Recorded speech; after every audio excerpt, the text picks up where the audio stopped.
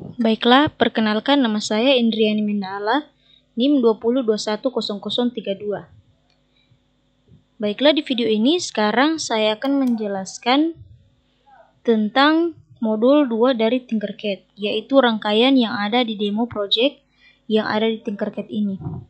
Dan sekarang saya akan menjelaskan komponen-komponen yang ada secara singkat. Yang pertama yaitu Arduino Uno R3. Ini seperti ini tampilannya. Arduino Uno R3 ini adalah papan pengembangan microcontroller yang berbasis chip ATmega328P.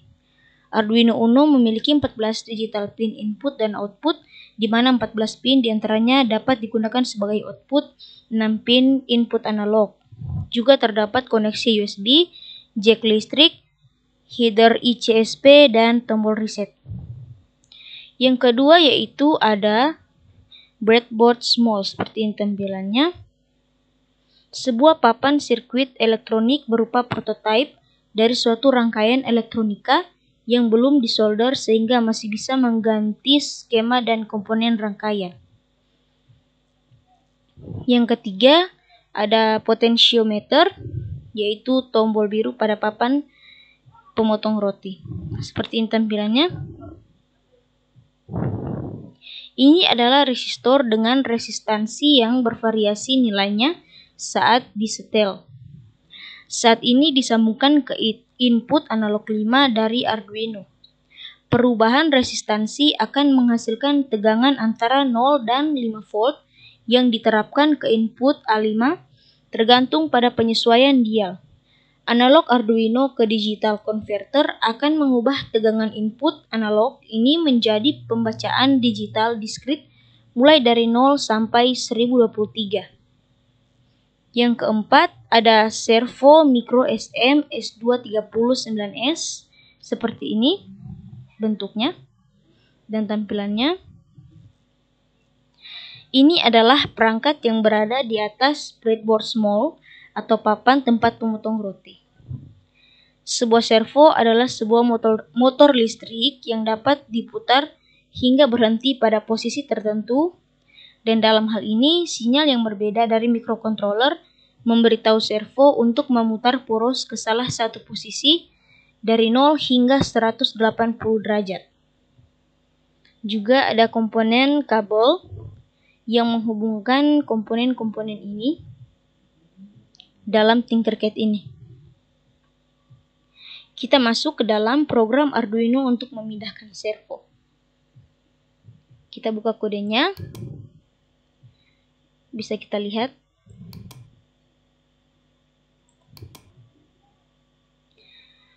Perkenalan variabel ke kode. Sekarang akan memprogram servo untuk terus berputar dari posisi 0 derajat ke 180 derajat dan kembali lagi. Sementara berhenti sebentar di setiap posisi derajat, diantaranya ketika kode menyebabkan servo berputar hingga 180 derajat. Angka 180 adalah konstan. Ini berarti itu tidak berubah pada titik manapun selama eksekusi kode. Dengan mengganti pengaturan untuk derajat dengan variabel yang mewakili angka, dapat dimodifikasi sehingga berpotensi mewakili nomor yang berbeda setiap kali blok kode ini ditemukan. Sekarang kita perlu memastikan bagian lain dari kode dapat mengubah nilai sudut. Kita dapat melihat di baris pertama kode teks bahwa variabel yang disebut sudut dimulai dengan inisial 0.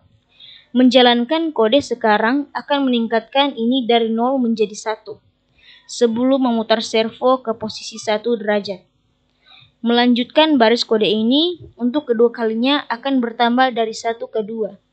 Kemudian sebelum memutar servo ke posisi 2 derajat dan seterusnya.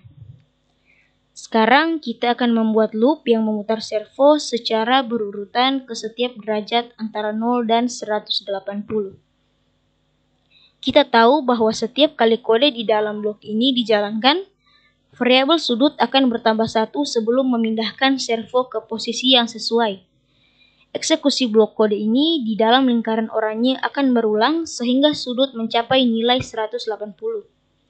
Setelah ini, tidak ada baris lain dari kode yang akan mengubah nilai sudut, sehingga kode di dalam loop tidak akan dieksekusi lagi, dan kode dalam loop dapat dieksekusi, dan ini lebih cepat daripada motor di servo dapat bergerak secara fisik, sehingga dengan menambahkan penundaan kecil ini, kami memberikan waktu servo untuk mengikuti kode. Menjalankan kode ini akan menyebabkan servo bergerak perlahan dari 0 hingga 180 derajat. Sekarang akan ditambahkan loop kedua yang juga akan memungkinkannya untuk menyapu kembali ke posisi 0 derajat, melihat kode secara berbasis teks. Kita dapat melihat bahwa pergerakan servo sebenarnya dikendalikan oleh 3 loop sama sekali, dengan 2 loop di dalam yang ketiga. Rotasi searah jarum jam terjadi ketika kode dalam loop di bawah kondisi, sementara sudut lebih besar 180 dan rotasi berlawanan arah jarum jam terjadi ketika kode dalam loop di bawah kondisi, sementara sudut lebih kecil dari 0. Kedua loop ini berada di dalam loop ketiga, void loop, sehingga servo berlanjut dalam pola ini sampai simulasi dihentikan atau pada kenyataannya daya dikeluarkan dari Arduino. Dapat kita lihat dari input untuk mengubah output pada titik ini, potentiometer terhubung dengan benar ke input Arduino, tetapi jika ingin diubah dial saat simulasi sedang berjalan, hal itu tidak berpengaruh. Tidak ada apa-apa dalam kode memberitahu microcontroller untuk membaca dari potentiometer pada input. Baris kode ini akan membaca tegangan analog dari potentiometer, mengubahnya menjadi digital bacaan yang akan berada di mana saja antara 0 dan 1023 inklusif dan menyimpannya dalam variabel yang disebut membaca. Selanjutnya, itu akan mengubah bacaan ke angka yang setara dalam rentang yang berbeda antara 1 dan 10 inklusif, sebelum menyimpannya dalam variabel pengganda. Setiap loop sekarang membaca dari potentiometer sebagai input, kemudian mengubahnya menjadi rentang untuk digunakan pada keluaran.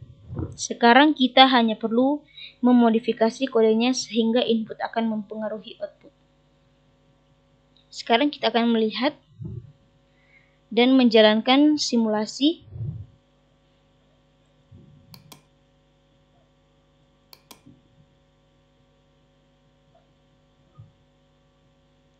Kita lihat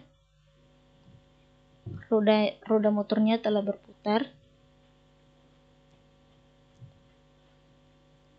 Jika diputar ke kanan, rodanya akan berputar lebih cepat tapi dengan arah 180 derajat. Jika dikembalikan putarannya, rodanya akan berputar secara perlahan dengan putaran 180 derajat. Baiklah, sekian video dari penjelasan saya. Jika ada kata-kata yang kurang jelas, mohon dimaafkan. Sekian, terima kasih.